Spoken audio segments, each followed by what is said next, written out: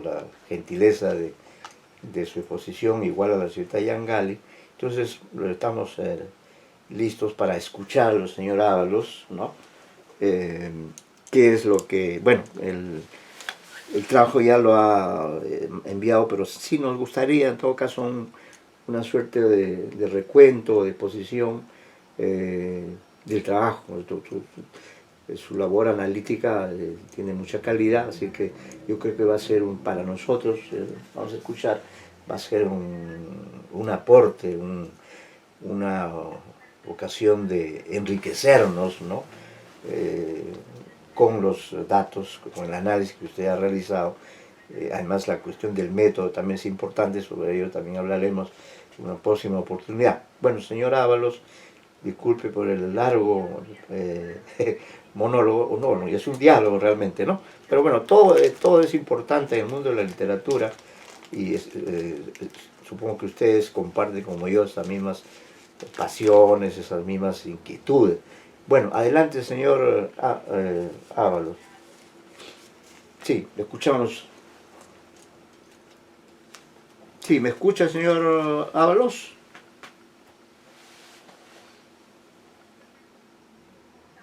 ¿Aló? ¿Señor Ábalos? No sé si se ha...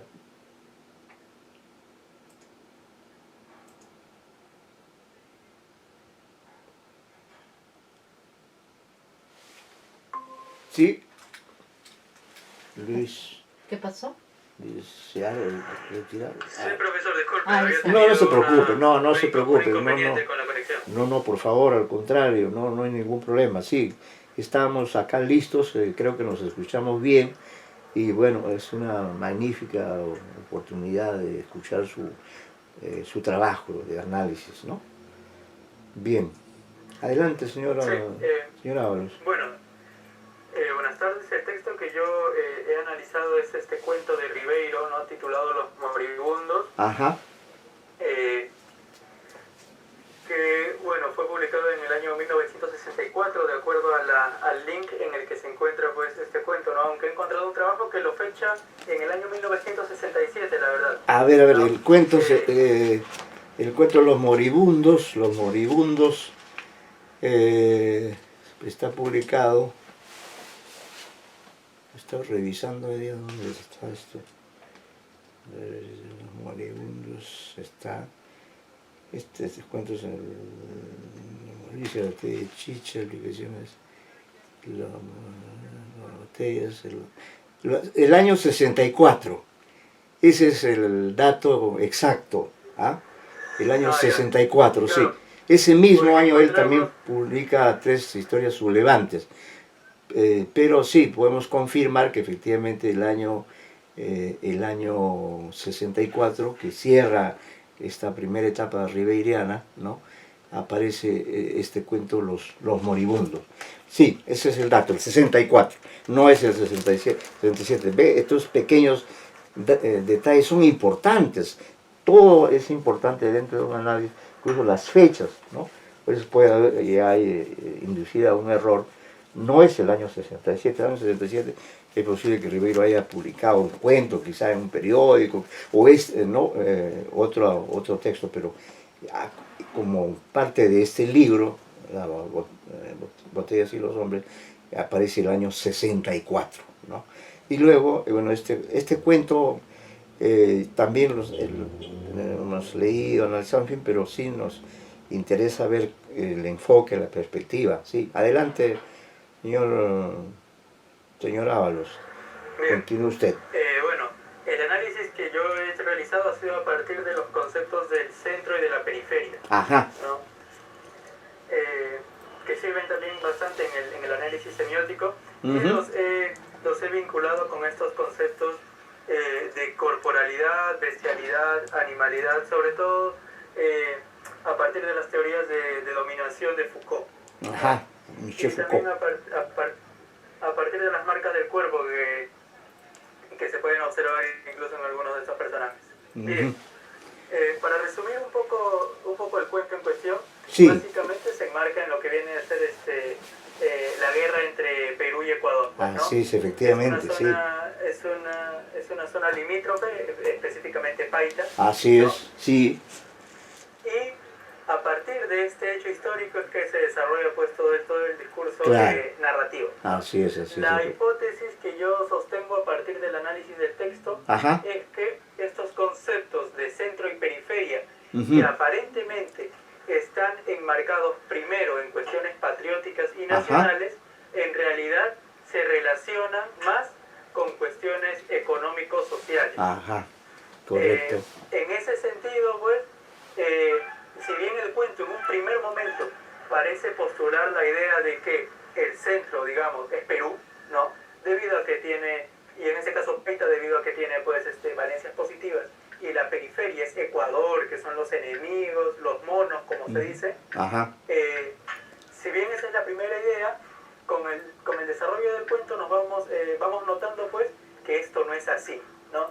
Que esta es una simple ilusión, cuando al final incluso el dueño de un bar, un ecuatoriano, que ingresa a este espacio privado, ¿no? Una casa peruana. Sí, en una fiesta, ¿no? Para desarrollar el cuento en orden, lo que se nos dice en un principio es que, pues, producto de esta guerra, los muertos son llevados al hospital de Paita, ¿no? Todos son amontonados de forma indistinta, ¿no? No se distingue entre peruanos y ecuatorianos. Claro. Este quizás es un primer síntoma de que una vez que son cuerpos, o sea, ya no presencian, ya no sí, sino una vez que son cuerpos, claro, ya no interesa diferenciarlos, ¿no? Así es, sí. Y bueno, y los moribundos son, a veces son retirados, ¿no? Y de todo este montón. Sí, bueno, muy interesante esa idea, efectivamente, sí. Sí, así nomás. Dicha esta primera indicación, el narrador, que es un narrador testigo, valga la aclaración, ¿no? Así es, sí.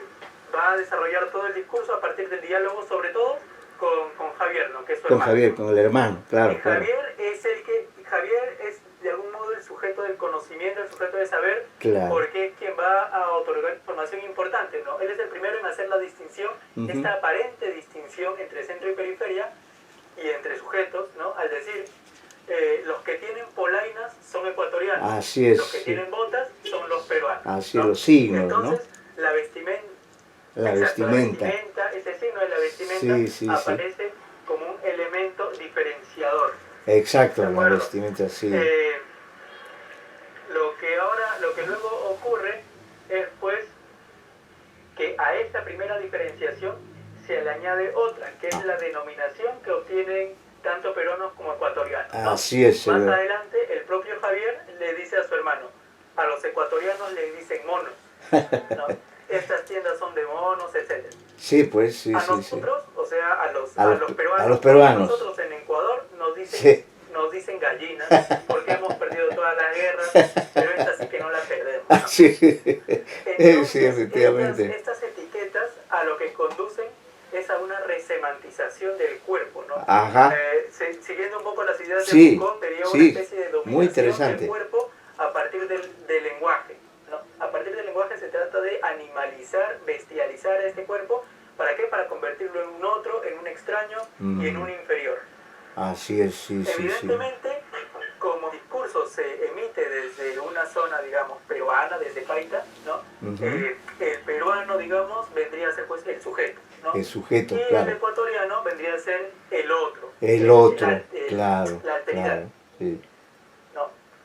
En tal sentido, Perú es el centro y Ecuador la periferia. Entonces, el cuento se va a desarrollar, ¿no? Nos enteramos, pues, que el papá de estos muchachos es profesor, ¿no? Es docente. Así es. Que la hermana del narrador es, su enamorado está participando de la guerra, ¿no? Así es, de la guerra y ella está preocupada. Sí, es un militar. ¿Y qué ocurre? Acá ocurre algo bastante curioso, ¿no? Primero el padre que despotrica de esta guerra, parece estar furioso porque no puede calificar ni trabajar, termina, pues, instándose al cuerpo de requisición de cuartos vacíos, ¿no? Sí, o sea, sí. va a formar parte de esta especie de patrulla, digamos. Sí, efectivamente. Espacios vacíos en Paita en los que colocar a los heridos, ¿no? Porque los hospitales, los cementerios ya han colapsado, como está pasando ahora, ¿no? Mire cómo este cuento se reactualiza. Muy bien, exacto, exacto. Ahora lo que va a ocurrir es que el padre se enlista, dice pues que su casa tiene una habitación vacía, ¿no? Que es una especie de depósito, y le Ajá, terminan colocando dentro a 2 heridos. Y a partir de acá es desde donde se va a empezar, creo yo, a desarticular toda esta ilusión del centro y de la periferia. ajá, Esta diferenciación, esta aparente diferenciación. Eh, por otro lado, también es llamativo el discurso que se construye en torno a la guerra, ¿no? claro. Todos intentan mostrarse como personajes útiles, como personajes patriotas de la guerra, ¿no? Así El es. padre, pues, se enlista en este grupo, ¿no? El novio de, Claro, el novio de Eulalia, Así es. el novio de Eulalia, que es Marcos, si no me equivoco, Marcos, empieza sí. a contar, pues, ¿no? Que de los 6 paracaidistas, 5 llegaron y prácticamente la guerra está ganada, y el Así pueblo es. está feliz. Sí, se repite Todos varias quieren- veces esa frase. Exacto. Todos quieren buscar, digamos, un método o una manera en la que ellos digan, yo también participé de la guerra. Claro, Y claro. que se traduce en un, gracias a mí, ganaron la guerra, porque Ajá. finalmente ese es el discurso que se intenta Claro, exteriorizar, claro. ¿no? Yo soy un ganador. Exacto. Cuando llegan estos cuerpos, ¿no? Lo único que se sabe es que uno es peruano y el otro es boliviano, y el otro es, perdón, ecuatoriano, ¿no? Ujú. Uno de ellos es peruano y el otro es ecuatoriano, pero el Así. padre lo olvida. ¿Y acá qué va a ocurrir? Javier va a tratar de identificar a partir de precisamente de estas supuestas marcas, ¿no? De Así estos es, signos sí, de la sí. vestimenta, va a tratar Exacto. de distinguir quién es peruano y ¿Y quién, quién es el ecuatoriano. ecuatoriano? Pero lo que le dice pues Javier a su hermano, ¿no? Al narrador, es que no sabe, no tienen botas ni polainas, están descalzos. Sí, ¿no? están descalzos. Ante la primera ausencia, Sí, sí, sí, ante sí. la primera ausencia de signos de Ujú. esta vestimenta, esta diferenciación entre el centro y la periferia ya se empieza a cuestionar. Porque Así además es. de ello, estos dos extraños, porque finalmente son extraños, Son ¿no? extraños, El peruano ambos. y el ecuatoriano, estos dos extraños han ingresado al espacio privado del hogar. Así es, ¿no? claro, claro. Esa ya también es una especie de subversión del orden establecido. Claro, exactamente, Luego sí. el hermano, el narrador, hace algo mucho más curioso, ¿no? Porque él, en su imaginario, en su ideario, piensa, pues, si los ecuatorianos son monos, o son comparados con monos, es porque deben ser velludos, ¿no? Y el hermano, pues, cuando ve a ambos heridos, dice, son peruanos, pensé, los ecuatorianos deben ser más peludos. ¿no? Sí, pues, sí, Entonces, sí, sí. vemos que pese a que se intentan obtener signos, marcas para distinguirlos o para identificarlos, no Sí. se consigue. Por Así lo es. tanto, incluso en ese aspecto, dejan de ser presencias humanas. Pasan a es. ser otros que incluso no pueden ser vinculadas con personas, porque no poseen identidad. Claro, no poseen se identidad. sabe, Son los claro. son los que de alguna manera podríamos llamar NN, ¿no? Ujú. Muy bien.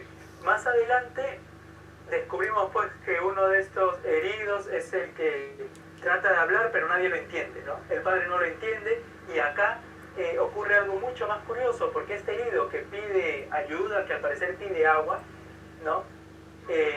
Y que habla y que no es entendido por el padre, Ujú. esta dificultad precisamente es usada por el padre para decir, debe ser ecuatoriano, ¿no? Ujú. ¿Amparándose en qué? Amparándose en el lenguaje. O sea, como no lo entiende, como ajá. es un otro y debe tener un idioma bárbaro, Sí. este debe ser ecuatoriano. Exacto, pues, ¿no? el tema Porque si del fuera idioma. peruano, lo que el padre piensa es que si fuera peruano, yo lo entendería. Claro, ¿no? aparentemente, Podría hablar ¿no? Y yo lo comprendería. Claro, Pero, claro. pero como el padre no lo entiende, él piensa pues que evidentemente es un ecuatoriano. Ese ecuatoriano, claro, En hace fin. esa deducción, esa inferencia, ¿no? Claro, sí. Claro, le dan agua, pero este herido es el que está más grave, ¿no? Así es. El que tiene incluso infecciones, está Así es. desangrándose, Claro, los enfermeros por eso llegan, son pero moribundos no- realmente, ¿no? Claro, Están no en los esa logran situación de identificar hasta que tránsito. hasta que los días pasan, y un día el narrador, al ingresar al depósito, se encuentra pues con que el otro herido, ¿no? Ajá. Ya está de pie. Está de pie. Y él efectivamente, mismo, en sí. un claro español, le dice, pues, ¿no? Yo ya me quiero ir, Ajá. niño. Yo soy del Ecuador, de la sierra de Riobamba. Este aire me hace mal. ya puedo caminar, Claro. despacito me iré caminando, ¿no? Así es, sí, sí, sí. Entonces, este sujeto se ha identificado a sí mismo como ecuatoriano, pero acá ocurre algo mucho más curioso, y Ajá. es que en una escena anterior, cuando el padre no entendió a este primer herido, Ajá. ¿no? Y le pide al otro que hable, este hombre, que ahora sabemos que es ecuatoriano, también finge que habla en otro idioma, ¿no? ¿Por qué? Porque él, muy astuto, dice, si yo hablo y me identifico, me van a matar. Claro. O en el peor de los casos, me van a expulsar. Entonces, acá el ecuatoriano lo que está haciendo, pues, es hacer uso de su astucia, pues, ¿no? Ajá. Ahora que ya está completamente curado y sano, se identifica y él solito quiere, pues, irse, ¿no? Pero bueno, en medio camino, Javier, que es el hermano mayor, lo intercepta, lo regresa al depósito, le dice que va a estar ahí como prisionero y que va a ser guardia. Y más adelante es cuando se produce esta fiesta, ¿no? Y acá se termina de desarticular esta lógica del centro y la periferia amparada en patriotismo. ¿Por qué? Porque en esta fiesta están estos peruanos, ¿no? Los habitantes de Paita, está el papá, Sí, pues está Marcos, los hijos, todos. Así y es. además está este extranjero que es el dueño del bar llamado Chimborazo. El Chimborazo, ¿no? sí, sí, sí. Pero curiosamente, más simbólico aún, este ecuatoriano es dueño del bar más grande de Paita. Claro. ¿No? Curioso, o sea, ¿no? es como una especie Las fronteras. de colonización simbólica. Así ¿no? es, sí. Está bien, yo soy el extranjero, ¿no? Pero finalmente yo soy el que tiene el control del negocio, digamos, en alcohol, en trago, acá así en es, sí, ¿no? Sí, sí. Están así. Se sientan en la mesa ecuatorianos y peruanos sin mayor distinción. Ajá. ¿No? El padre va al depósito para identificar estos gritos y es el peruano que está agonizando y que nos enteramos que habla en quechua. Y curiosamente es el ecuatoriano quien ayuda a traducir. Así ¿no? es, así es. El ecuatoriano ayuda a traducir las últimas palabras, del peruano, ¿no? De este soldado, de este herido peruano. Finalmente el peruano fallece y luego de dejar las últimas palabras, pues, el cuento concluye con una suerte de suspenso, ¿no? Porque el padre sale, el dueño, ecuatoriano dueño del bar, está descorchando un champán, ¿no? Y cuando la madre pregunta ¿qué ha pasado?, el padre le responde que nada, ¿no? Y continúan con la dinámica de la fiesta.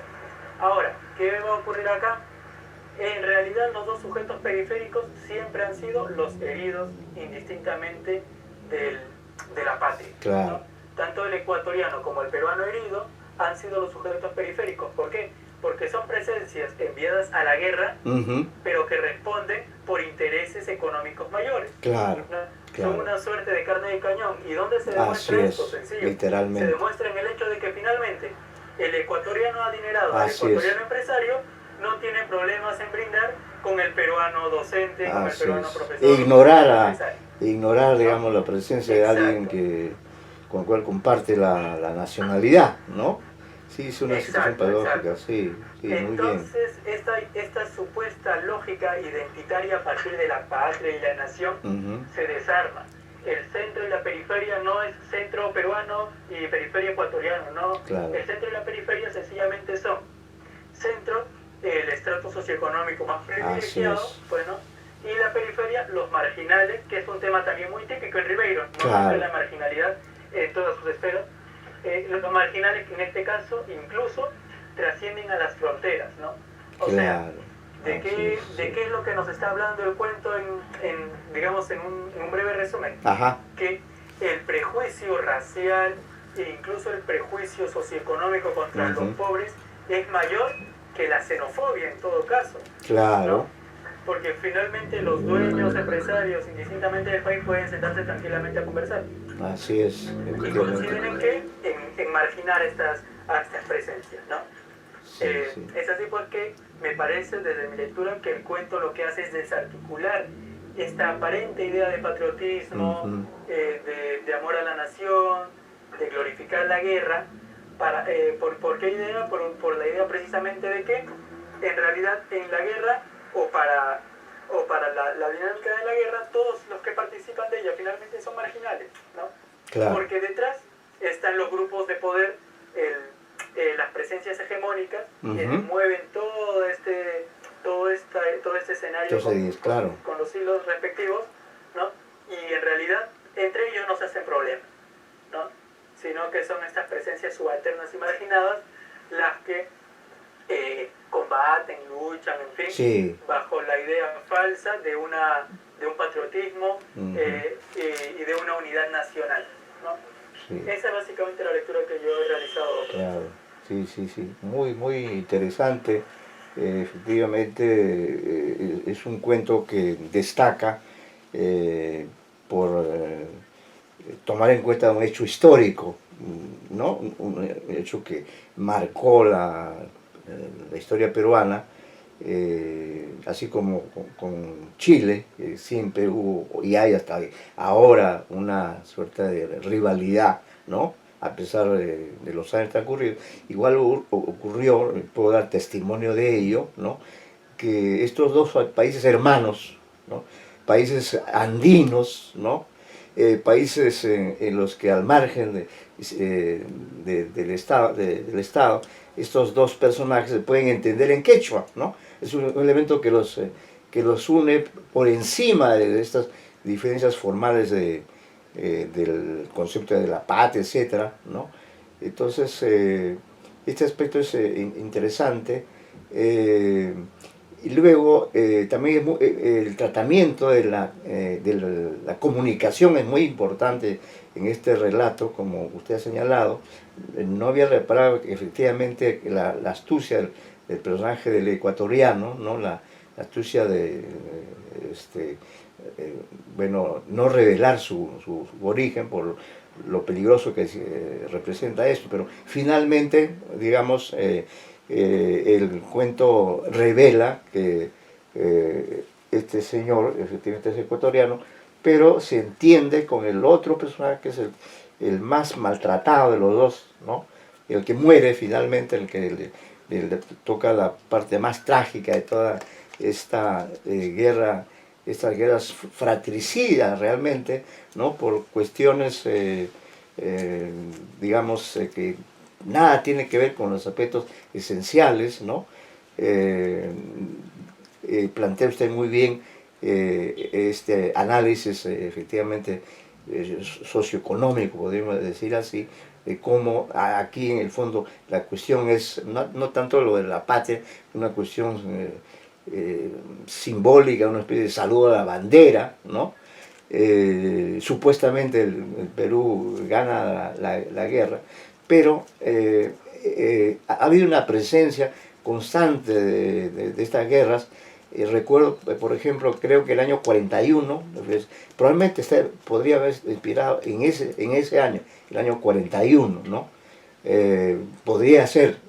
Luego recuerdo que, o quizá en la década del 60, cuando yo era un estudiante, estaba terminando la primaria y me incorporaba a la secundaria, y yo vivía en provincias en aquella época, y recuerdo una actuación patriótica en la plaza de mi pueblo, que es Corongo, ¿no? Una actuación patriótica, mire usted, los años transcurridos, en que se organizó una ceremonia para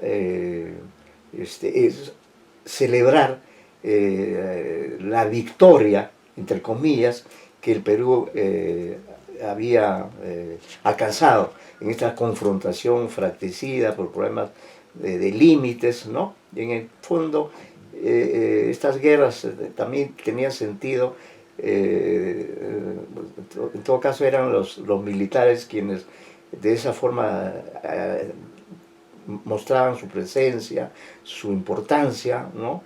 Defendiendo intereses de una estructura capitalista netamente, ¿no? Por eso está bien el manejo de los conceptos del centro y la periferia. Bueno, el aspecto, como le digo, del idioma es interesante, ¿no? Porque justamente lo que hace Rivero es señalar lo discutible que es este concepto de la nación, de la identidad, ¿no? Es uno de los temas interesantes en este relato. Luego, el otro aspecto que me parece también muy interesante es el de la cuestión de la oralidad y de lo escrito, ¿no? Porque hay una escena muy interesante desde el punto de vista de la comunicación, también desde el punto de vista de la semiótica, en la que se intenta establecer una comunicación con el peruano. Ya se sabe que él es el peruano, él está en trance ya, está en camino a la muerte, ¿no? Muy lamentable, muy trágica, y en esos momentos entonces se descubre que el ecuatoriano puede hacer de nexo, de entender las palabras que quiere decir este personaje. El papá del narrador testigo, bien señalado, le manda a traer un papel, ¿no? Papel y un lapicero para escribir, ¿no? Lo que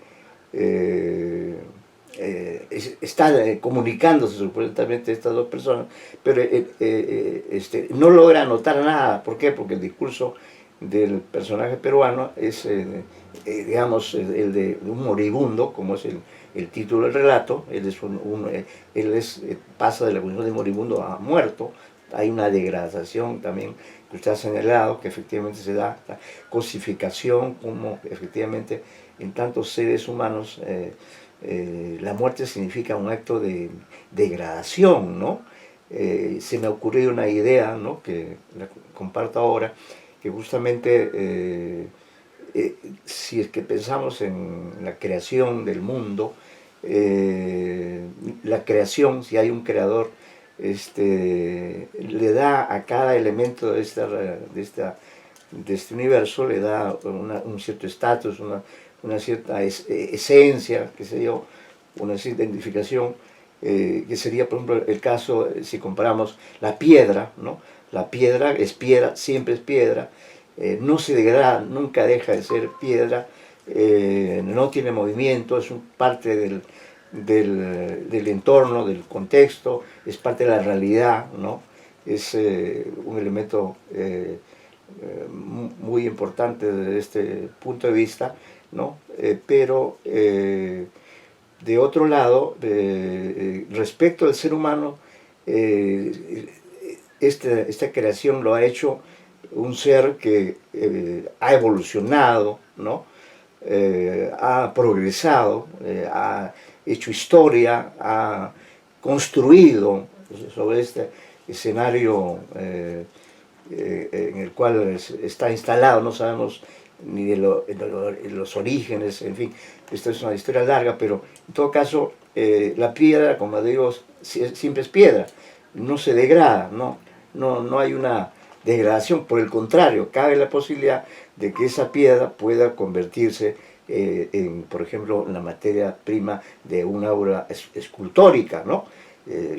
Como dice este poeta español León Felipe, en un poema hace referencia a esto, ¿no?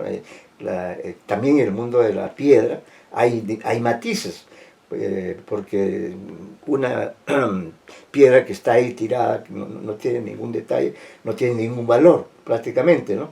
En cambio, digamos, una piedra que forma parte de un palacio, de una mansión muy artística, tiene otro valor. Así que, bueno, en ese sentido, ese enfoque que también creo que es importante. En cambio, en el caso del ser humano, como usted ha señalado, este relato especialmente muestra eso, ¿no? Que en el caso del ser humano se le ha elevado, se le ha dado una posibilidad de crecer, de realización, pero que termina en una vuelta, una degradación, ¿no? Porque efectivamente al producirse la muerte, que es una de las leyes de la vida, el personaje deja de ser ya un ser humano para ser una cosa, ¿no? Y eso es algo que en estos momentos realmente marca la sociedad peruana. Entonces, en Ribeiro hay esta crítica a estos estereotipos. Fue motivo, como le digo, de conflictos que se produjeron a lo largo de las décadas del siglo XX. Y en el fondo a veces también respondía a cuestiones políticas, en tanto un gobierno, por ejemplo, y si da el caso que en ambos países los militares han tenido una presencia directa en el poder, ¿no? Han sido presidentes, qué sé yo, y entonces por razones incluso económicas, crematísticas, ¿no? Una guerra también es es una oportunidad de negocios, ¿no? Por ejemplo, en la cuestión de los armamentos o los uniformes. Hay un trasfondo económico en la guerra, ¿no? Que se advierte a través de la lectura que uno puede hacer de este relato, ¿no? De esta suerte de cosificación del ser humano, esta degradación que además se hace más dramática desde nuestra perspectiva de peruanos, que sea este compatriota nuestro, y como ha dicho usted en un momento, que es tratado como una carne de cañón, como se dice, ¿no? Simplemente para mandarlo al escenario bélico, una guerra que no tiene sentido porque se trata de dos países que han sido, fueron parte en el pasado, formaron parte del Tahuantinsuyo, ¿no? Y sobre ese tema, por ejemplo, Vallejo trabajó en una novela ambientada en la época incaica, no sé si usted conoce esta novela, La guerra de los, hacia la conquista de los Siris. No sé si ha tenido oportunidad de leer este texto, señor Ábalos. Es una novela